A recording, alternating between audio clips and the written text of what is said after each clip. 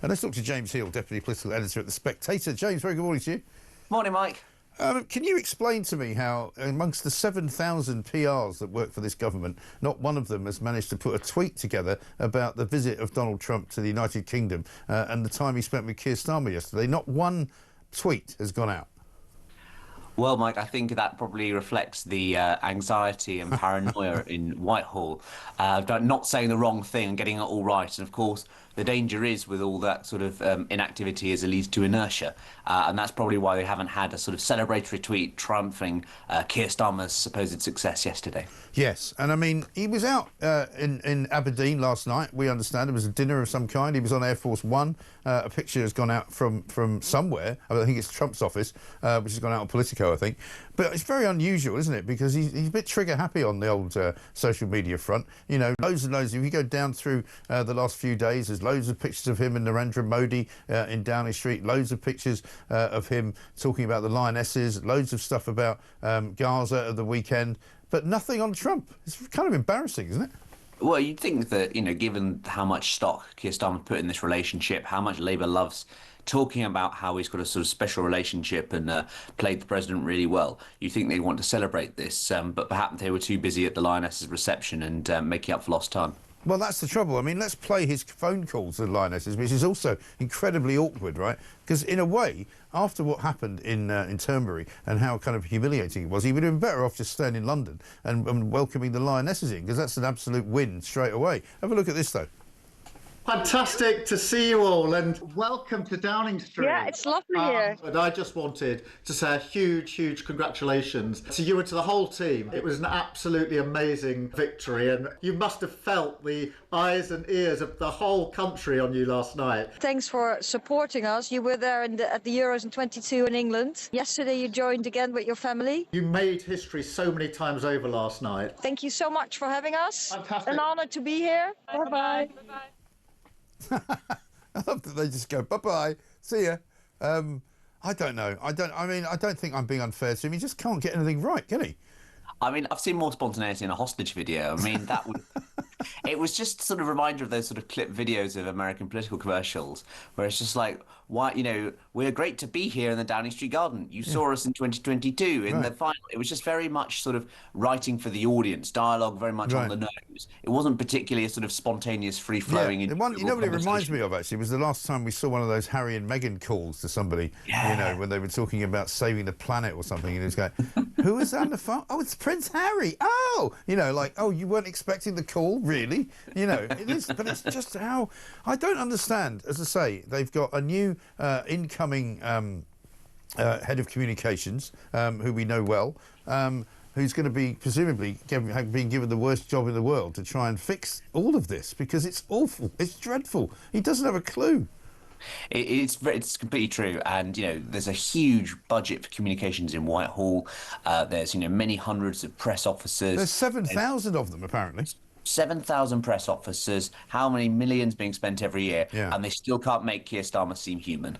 I mean, it seems it's like an impossible task. I think it's the worst job in the world to make him seem human, because he just doesn't have the common touch. And yesterday, I mean, we can play you any number of clips. Do you have a favourite one that we can play for you? It's almost like the greatest hits that we can just play you from yesterday. I mean, my favourite one is Trump telling him how to win an election. Have a look at this one. Politics is pretty simple. It's, I assume there's a thing going on between you and Nigel, and it's okay, it's two parties.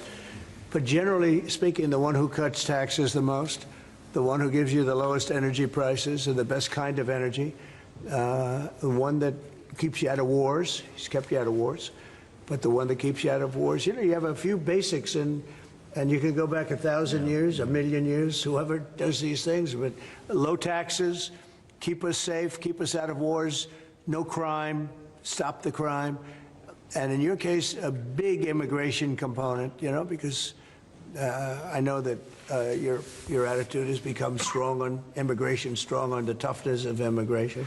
But I think whoever's going to be, I think I won because we had a lousy president, to be honest with you. We had an incompetent president. But I won because I was very strong on immigration. I mean, Starmer's just sort of staring off into space, wishing for all the world like he could be anywhere other than there, and he seems to be sort of grinding his teeth. He sort of looks like this, And isn't it funny that that Donald Trump thinks there's only two parties in Britain, Reform and Labour? Well, I think that reflects the fact he deals with personalities, and he knew Nigel Farage very well.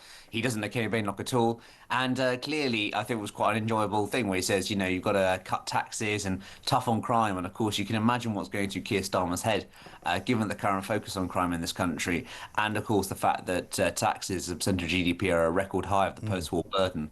But Trump's grasp of history is always fantastic. Talking about 1,000 years and 1,000,000 years ago to win an election was just cut taxes, sort of biblical contest. Yes. But yeah, very awkward, and of course, I think it's been really telling at the moment how Trump has a real interest in Britain and has thus far stuck to the government line, actually been quite helpful. But you can clearly tell when he's asked for political advice that he doesn't think that the politics of the Labour Party, albeit a bit from the sort of office, as it were, are really going to help Keir Starmer come the next election. No, they're not, because, amidst all of this, and I was railing on about this yesterday, we've got the country up in arms about migrant hotels. We've got an exclusive today inside a migrant hotel and how well they're being looked after and how badly they treat the actual premises that they stay in. They're smoking cannabis, they're smoking cigarettes. You wouldn't be allowed to smoke cigarettes or cannabis in a hotel if you went and stayed in it. You'd get chucked out and given a £500 fine, for the cleaning of the room. These guys don't have to worry. We've got people demonstrating, from Epping to Aldershot to Leeds to Glasgow, down to Bournemouth. People up and down the country want something done about these migrant hotels, and he just wants to talk about international affairs and whether or not we're going to recognise Palestine. He couldn't be more off beam. Yeah, and I think that there's going to be a lot more focus on the migrant hotels and what exactly they claim. Because, of course, we had all that big talk about the one-in, one-out deal with France. And, of course, that's still not been ratified yet. We were told it'd be a number of weeks. And, of course, the summer is the busiest part. So you're going to see more and more of those arrivals over the next 3 months or so. And I do think it's going to put more strain on the social fabric. And I suspect we can see many more headlines about sort of protests. And the question is, of course, whether the scenes we see at Epping Forest are going to spread across the country into other areas as more. Well, they sort of already are. It's a question of how much further they spread, really. Yeah, no, completely. And if they are able to keep up the pressure in terms of the sort of demonstrations on policing services and political pressure as well, because I think a lot more sort of local office holders who might have gone with the grain, gone with the flow last year, are very much now sort of starting to realise, hey, this is a massive issue of domestic and political concern. Yeah, absolutely right. Let's have a look, actually, at another clip that we've got here. This is from the investigation that we're doing this morning with a former hotel contractor, Aston Knight, who's filmed this in, I think it's the Copthorne Hotel, just around the area of Gatwick Airport. Have a look at this free breakfast, lunch and dinner scenario. Breakfast is served between 7 a.m. and 9 a.m. and you can eat as much as you like at breakfast, and that's the same with lunch and dinner. You can take multiple plates, and if you fancy having 10 eggs for your breakfast, take 10 eggs. What's on the menu? Hash browns, beans, hash browns, salad, eggs, tomatoes. Lovely. It's not bad, is it? And they get a choice of lunch and dinner and all the rest of it. They get money. People look at this stuff and go, what on earth are we doing? And how much is it costing? And how much longer are we going to be doing it for? Yeah, and of course it's not going to serve as a deterrent, is it? You can have all this talk about sort of smashing the gangs, etc. And yet when you see videos like that and you're coming from a war-torn country, you're clearly going to be incentivized to come across. And obviously for a lot of Brits who are struggling right now, dealing with lots of increasing prices, the post-COVID inflation effect, for instance, that's going to be quite jarring to see. And I suspect, again, as people realise that there's a lot of market and a lot of interest in this, and a lot of anger at this kind of spending, we're going to only see more of it. And as you can see the pictures there, gosh, I wish I could have all of that for breakfast sometime. I know. Well, it would be nice once in a while, wouldn't it? It's a bit like an all-inclusive holiday when you take the kids away and you sort of, every morning you get this great spread. But in fact, it actually costs you quite a few £1,000. We're actually paying for this. You and I are supplying that to them while we sit here working. Absolutely. And I think it's really interesting that the contracts is an underexplored issue of this. We've seen a few people sort of join the Sunday Times rich list by selling these hotels, etc., making money out of it. But you can see some of this expenditure that goes on, and you have to question whether Whitehall is properly costing all of this. Exactly right. Let me just play you one final one. This is when Trump and Starmer were talking about immigration. And Starmer, once again, comes out with a complete and utter falsehood. Have a look.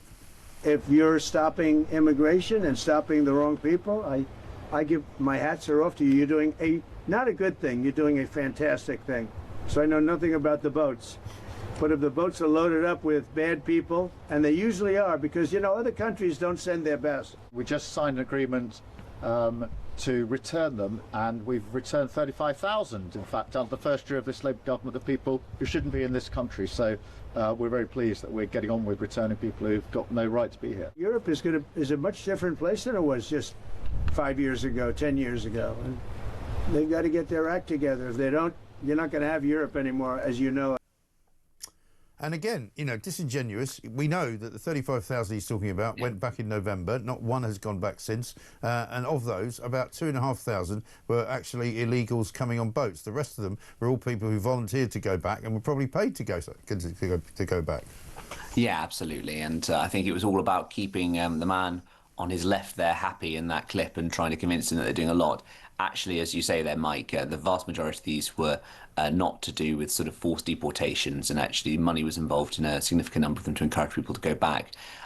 So for now, Keir Starmer's been able to get away from this trip and suggest that he's doing all the right things, but it's going to be 4 long years ahead in which he'll be working with Donald Trump and a White House that has shown itself very interested in concerns around free speech and migration. So the chance of something slipping up is very much likely to happen. Yeah, absolutely. Well, the free speech argument we didn't even get to, but that's going to be huge, I think, in the next few days and weeks. James, good to talk to you. Thanks very much indeed.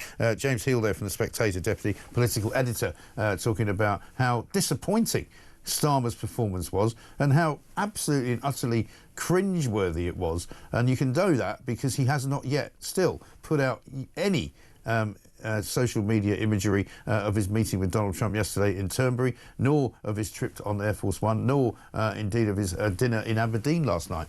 So, you know, what are we all supposed to pretend it didn't happen? You know, that it was all a mirage, that suddenly, you know, his embarrassment is supposed to be our embarrassment? I don't think so. Well, we're going to keep playing it.